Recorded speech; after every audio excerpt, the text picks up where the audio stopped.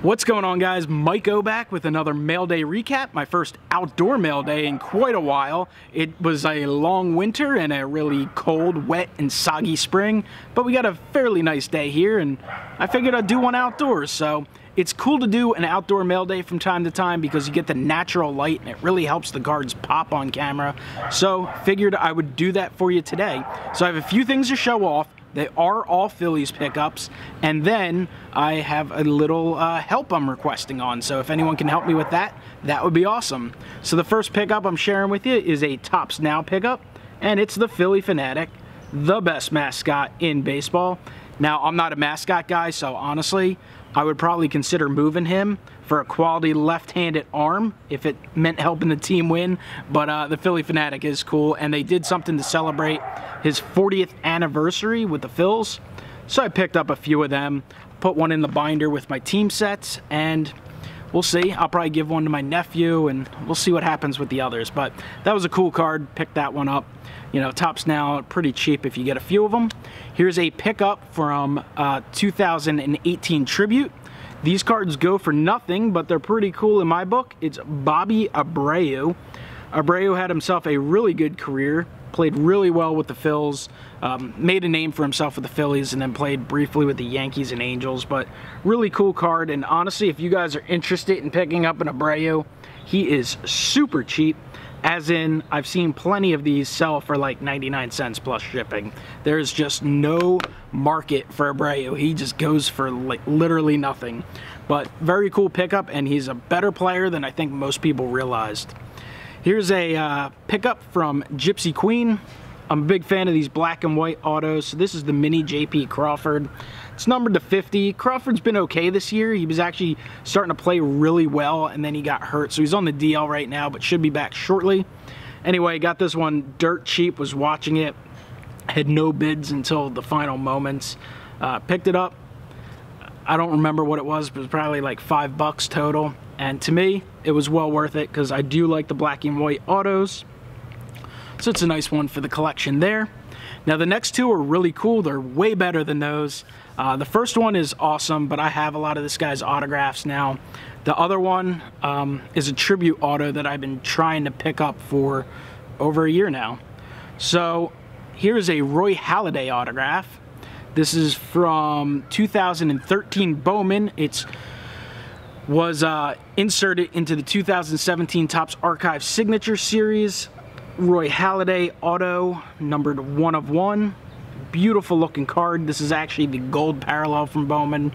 This was one of the final products that Halladay was in. He signed this stuff right before his unfortunate demise. And I believe he will be a Hall of Famer, whether it's next year, the following year, or within 5 years. I do believe he'll be a Hall of Famer. I had a hell of a lot of fun watching him pitch those few years in Philadelphia. Obviously, he was great in Toronto. That's where he pitched for the most part, but achieved a ton in Philadelphia in just, I think, 4 years he was there. And, you know, I saw his no-hitter, which was unbelievable. And it's awesome. So anytime I can get one of these at an affordable price, I pick it up. And the guy had it up at what I thought was a pretty fair price, and then I made a semi-lowball offer just looking for a counter offer, and he accepted it. So I was like, well, I'll take it. And the final pickup, and I've been looking for this since they actually released the checklist last year for Topps Tribute, for 2017 Tribute, and just searched eBay, and I did see some, and I would bid on some, and you know, I missed a few, but never got a chance to pick one up. Was looking for one of these at the National last year. The Topps Tribute dual autograph. It's numbered to 25.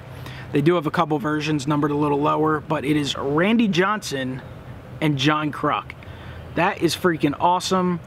John Kruk, one of my favorites growing up. Member of the 1993 Philadelphia Phillies. Randy Johnson, obviously a Hall of Fame pitcher, one of the best.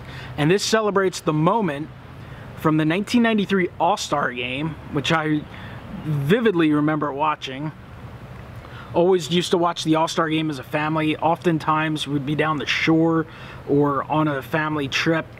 And then, you know, growing up even, it just was always during a part of the year when people were available. So usually watch the All-Star Game with my dad and a couple of my brothers. So can remember Randy Johnson throwing a ball over the head of John Kruk John Kruk making a big show of it, kind of mocking a pounding heart and, you know, just wailing and swinging. Didn't have a chance. So that is awesome, incredible, a card that I'm extremely excited to add to the collection. Like I said, I've been searching for these since last year. I think Tribute probably came out last, I guess, April. And finally able to add that to the collection. So that is awesome. Beautiful looking card. Really thrilled to add that.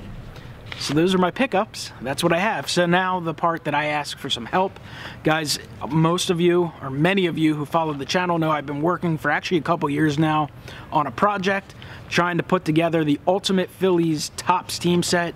Want to put together the entire set, every base Topps card from 1952 through the current year. Now, I do want to eventually do 51 as well, but 51's just a different looking card, so I'm not real worried about that. I need most of those. Other than that, though, I've done a great job. I need 2 1967 high number cards, which I'm working on and I will have shortly. But the ones I need are from 1952 Topps, which is obviously a very vintage card, the first year of the more standard looking size. And there's 4 that I need. So this is the list of the 4 that I need, and they are all high numbers and they are a little bit of pricey cards. It's 1952 Topps number 339 Russ Meyer, 1952 Topps high number Carl Drews, number 357 Smokey Burgess, and 362 Ken Heinzelman. So these cards are tough, and I know they will cost me quite a bit. But if any of you guys have access to them, if you have a store that has a lot of vintage, you know, obviously I know the avenues like eBay. COMC really doesn't have much to offer. I've checked other sites.